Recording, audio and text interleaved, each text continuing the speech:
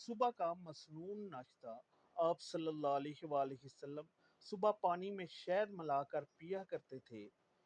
یہ پیٹ کی تمام بیماریوں کا بہترین علاج ہے۔ اگر روزانہ ایک کپ نیم گرم پانی میں ایک بڑا چمچ خالص شہد ملا کر نہار منہ پیا جائے، اس سے وزن اور پیٹ بھی کم ہوتا ہے۔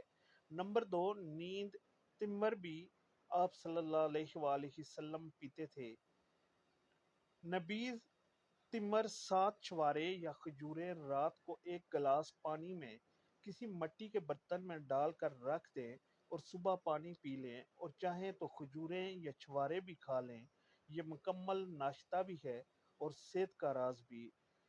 کھجور کا کھانا باعث صحت اور تقویت ہے۔ آپ صلی اللہ علیہ وآلہ وسلم نے فرمایا، جو آدمی صبح 7 اجوا کھجوریں کھائے وہ اس دن زہر اور جادو کے نقصان سے محفوظ رہتا ہے۔